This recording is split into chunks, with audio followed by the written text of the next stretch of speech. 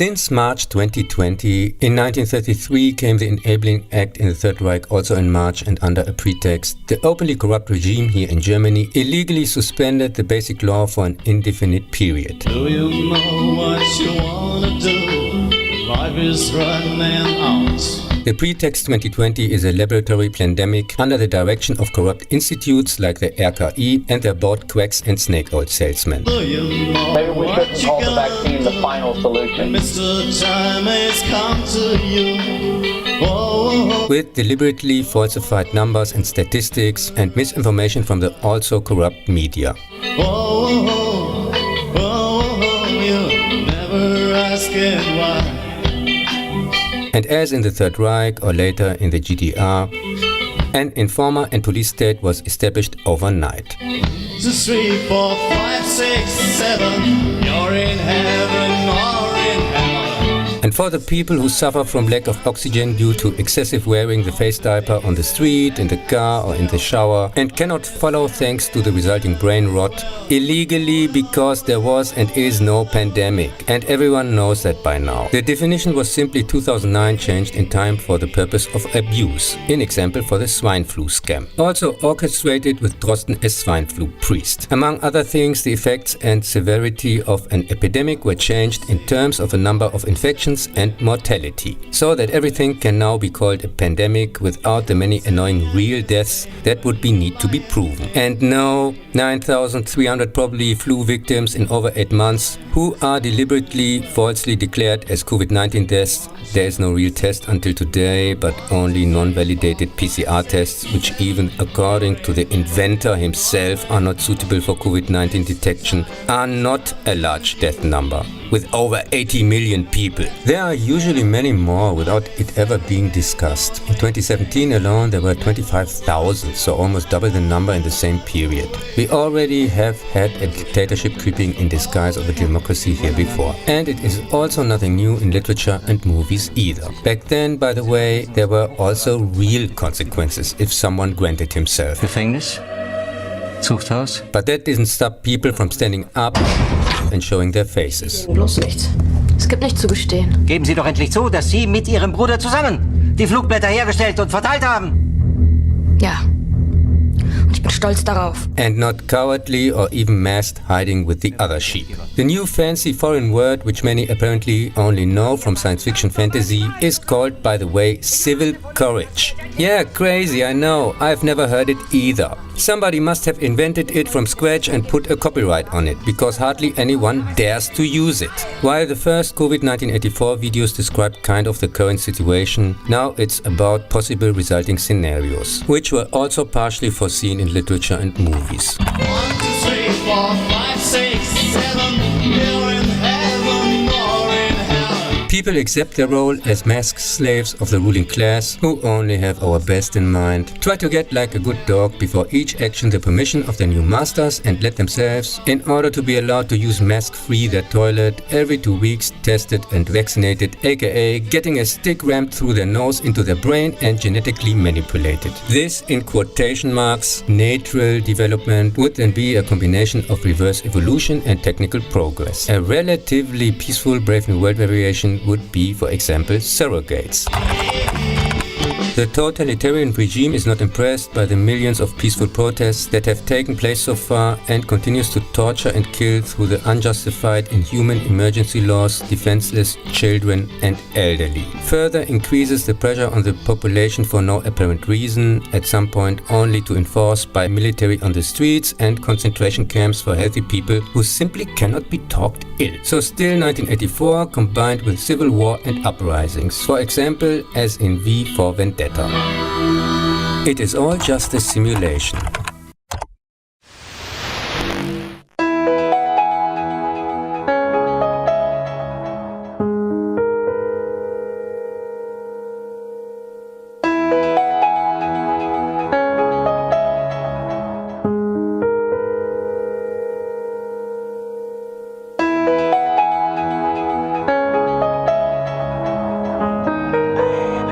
Join me in there.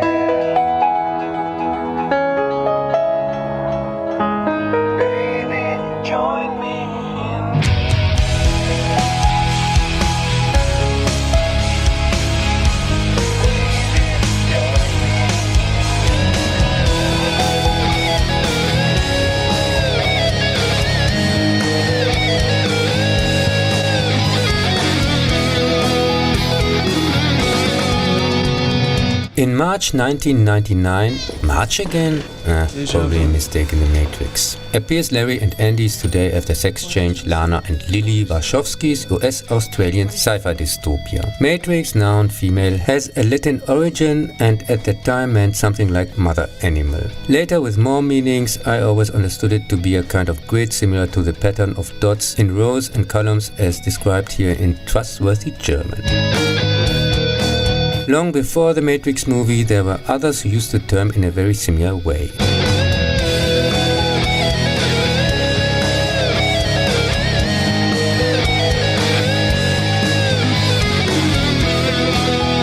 In 1976, The Deadly Assassin was released as the third Doctor Who episode in the 14th season with the fourth Doctor, Tom Baker. This is also the first time the Doctor is without a companion. In the episode, the Doctor has a precognitive vision of the assassination of the Time Lord President. When he unsuccessfully tries to prevent it and is even accused of being the perpetrator, he is able to gain time, and in course of the investigation he realizes that it was his archenemy, the Master, who had sent him the premonition of the assassination attempt by a supercomputer called the Matrix, a huge electronic neural network that can transform thought patterns into virtual reality. We are so young, our lives have just begun, but already we are considering escape from this world. In 1997, Alejandro Amenabar's brilliant Spanish thriller Open Your Eyes was a true eye-opener, which German title Virtual Nightmare is once again a prime example of lazy, incompetent marketing, as it spoils unnecessarily the entire plot.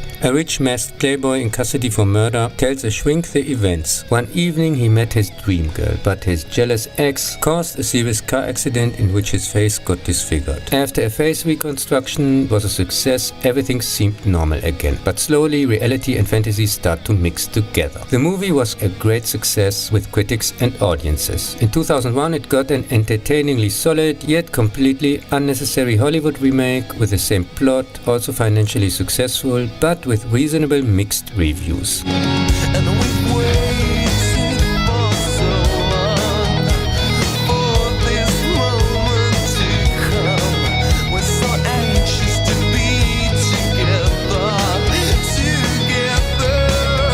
in there. Which in my opinion, thanks to a weaker cast and simpler, more emotionally focused story, can't even for a second keep up with the disturbingly sinister original. 1998, A Dark City appeared nameless on screens, without a past or future, in which the protagonist is on the run because of murders he can't remember, while he desperately tries to escape his telekinetic hunters, and with the help of a well-intentioned doctor is slowly being equipped with telekinetic powers as well, he slowly uncovers the secret of the city. Strangers who use corpses as hosts manipulate everyone's memories and constantly change the cityscape. They belong to a dying alien race and try to get behind the secret of the human soul, since they think it's their only hope to survive. The Crow director Alex Proyas' US-Australian neo-noir science fiction has clear allusions to German expressionism like Metropolis, Nosferatu, or The Cabinet of Dr. Caligari.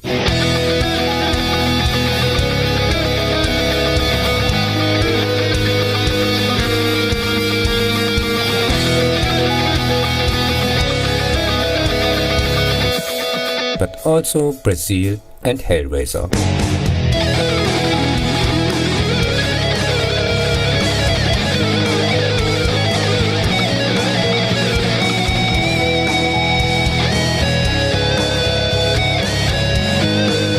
He barely made his $27 million budget back and was undeservedly a flop.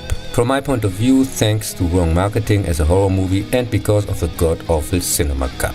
Among other things with dummy voice-over at the beginning, which unnecessarily spoils the exciting, highly complex, mysterious story. This was fixed in the highly recommendable director's cut from 2008, which adds 12 minutes to the runtime, better effects and more character development. Also a slightly different structure by different editing and rearranging of some scenes. Probably the first and only example where I recommend the new version, since it's basically the original version that was deliberately destroyed by the studio back then. Some of the sets were later reused in the thematically similar Matrix. 1999, almost the cinema year of existentialism. I suppose also because of the millennium turn on the horizon.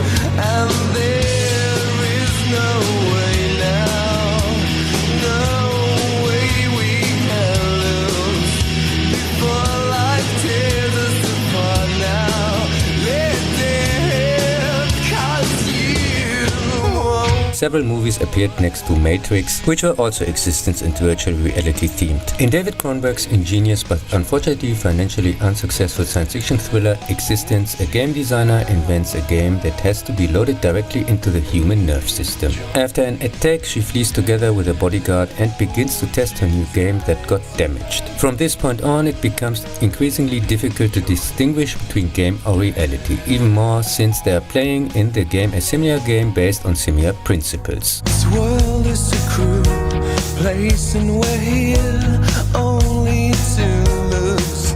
So before life tears us apart, let death bless me with you. Oh,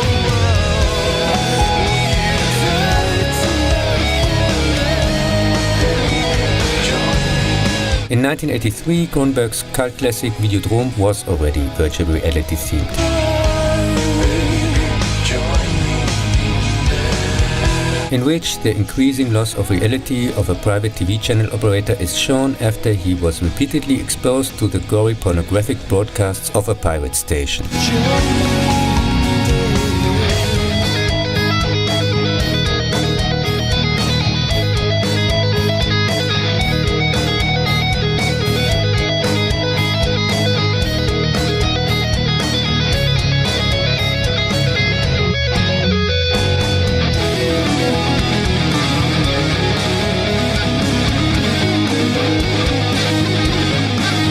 The basic premise of an AI which leads to the revolt and takeover of machines is reminiscent of the Terminator, already reviewed in the same named retrospectives.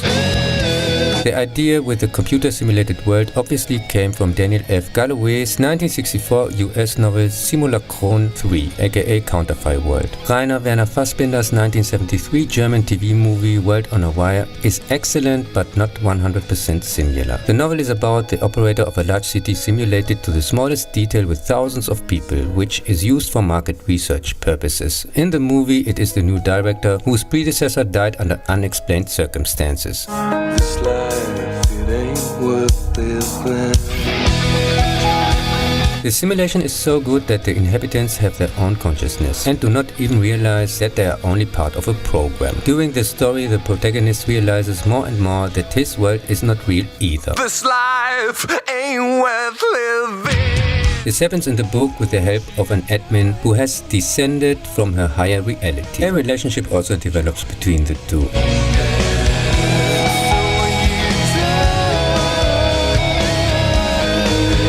At some point in the movie, he seeks the so-called contact person, which only reveals herself it's his love interest at the very end, hearing he gets confused for a killer and chased. He succeeds in saving his own simulated world from destruction, and by exchanging bodies with an admin who looks like his twin, he's able to switch to the higher reality. In the movie, this happens after he got shot by the police. In the novel, his old body is destroyed during an uprising of the people.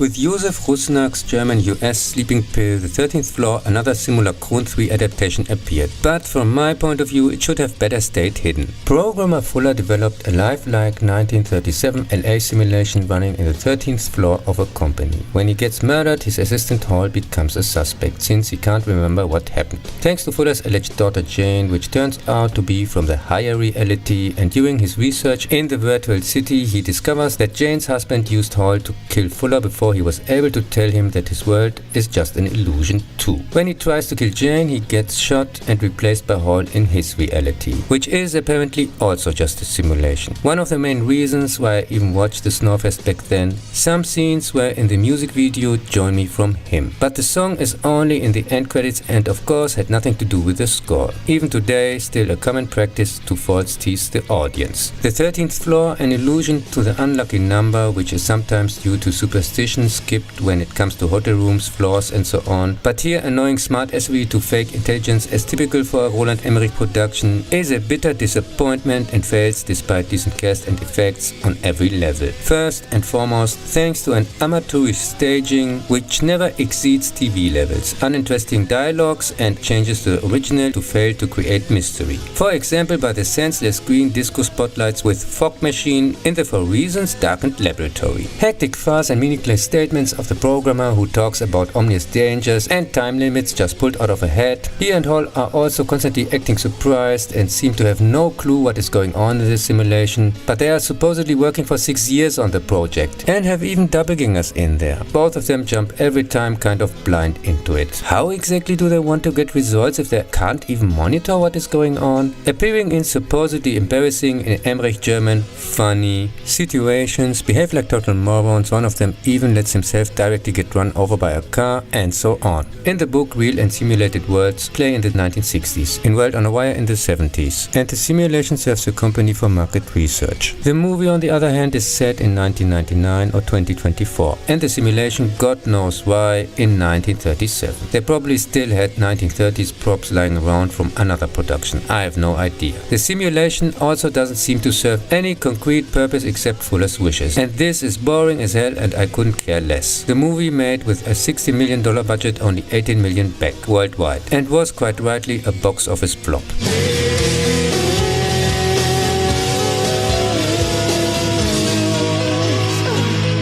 Somebody gonna unplug me now?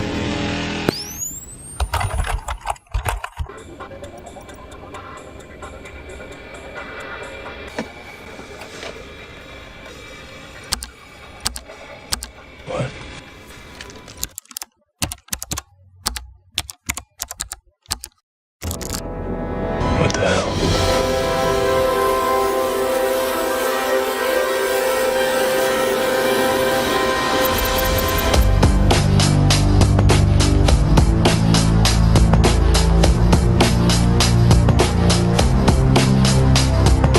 One day, Neo is led to Morpheus by hacker colleague Trinity, who tells him that he is the chosen one and future destroyer of the Matrix, an artificial environment created by machines, in which almost all people unconsciously live. After a revolt of machines led by an artificial intelligence, they now breed humans in huge farms to use them as energy sources, since the sun is hidden behind clouds thanks to a nuclear winter. Morpheus and his crew are hovercrafting through the devastated landscape, constantly in search of the chosen one prophesied by an oracle. The Matrix is monitored by so-called agents, extremely fast, basically invincible programs disguised as humans.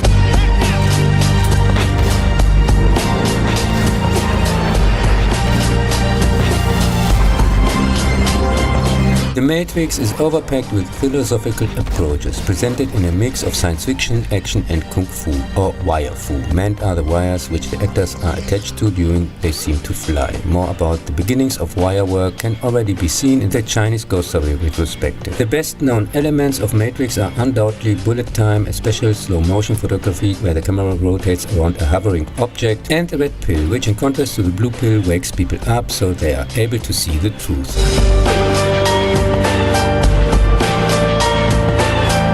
The movie is, despite some logic holes, people as batteries for machines, even ordinary batteries would be more efficient. Compared to the usual Hollywood crap, still very intelligent and entertaining, at least the first one. Part 2 and 3, also by the Wachowskis, are stupid as fuck but still entertaining. The cult movie had a moderate budget of $63 million and could make it worldwide almost 8 times back. He received, as his financially similar successful continuation, mostly positive reviews. Like in Star Wars, the inspiration came from many movies, ideas and books. For example, the opening credits resemble those of the Japanese cyberpunk movie Ghost in the Shell from 1995. The White Rabbit made a visit from Alice in Wonderland. The philosophic theological aspects are borrowed from cognitive science, for example Plato's allegory of the cave, religion from Buddhism to the New Testament, but also nihilism, counter, underground or subculture, and so on.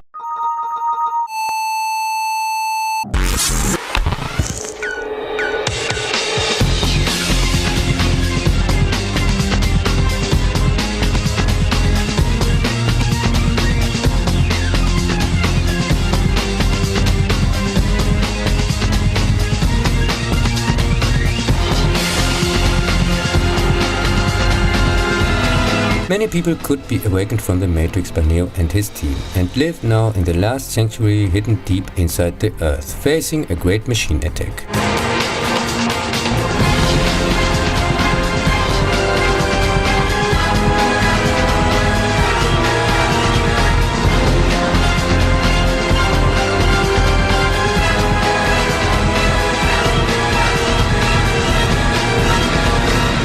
While the people try to fend it off, Neo's team accomplishes inside the Matrix some illogical tests pulled out of a hat.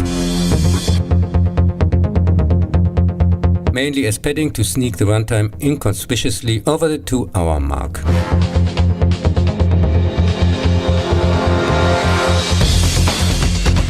In addition, Agent Smith, who is no longer part of the Matrix, now has the ability to endlessly reproduce. He also somehow manages to possess a human. Because why not? Matrix Rehashed had costs of $150 million and made over $700 million. But even back then, he kind of failed to connect with his audience, since the story doesn't really innovate or is at least interesting, but continues in a rather silly, repetitive and unnecessarily complicated way. Neo beating up chanceless agents and flying around as Super Neo, underground rave party, pseudo-religious bubble, new uninteresting characters with even less interesting relationship hackmack and exciting politic talk, just like in the prequels, were no help either. Or that the action scenes and unusual effects from part 1 were actually only imitated, varied and endlessly stretched out. And instead of answering questions, many new questions came up.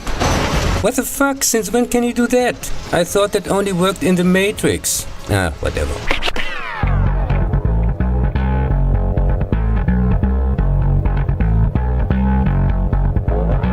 Parts 2 and 3 were released in May and September 2003. In between, the US-Japanese Animatrix by different directors came direct to video.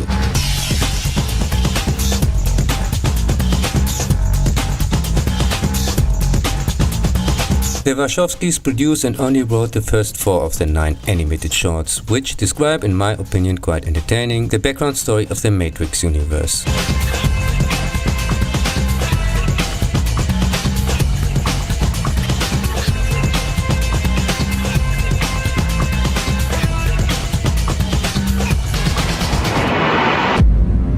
While everyone prepares for the defensive fight against the robot invasion, Neo can, however, and for whatever reason, be freed from a coma aka captivity by apparently emotional computer programs with not really comprehensible motivations.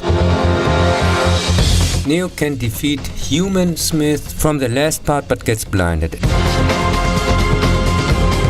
and flies with Trinity to the center of the Machine City, since Agent Smith now also poses a threat to the Machine Empire.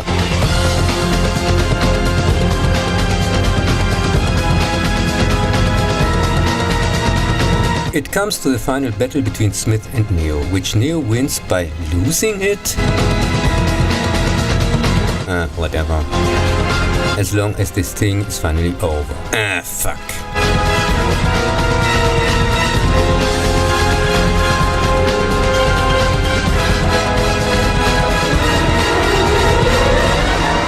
Matrix Revolutions wannabe fell far short of expectations in every aspect, and with the same budget as Part 2 could not even make as much as Part 1. The story goes completely off the rails and doesn't even try to make sense anymore. The wisdom obviously came directly from fortune cookies, and some of the effects, similar to the plot, seem just hastily slapped together. The many CGI scenes just look fake as fuck, and he quite rightly neither went well with audiences nor critics. He is not a worthy conclusion, but the proof that Part 1 was just an entertaining lucky coincidence open to all kinds of interpretations, in which everyone, even the Wachowskis themselves, come up with a new meaning just when it fits their current narrative.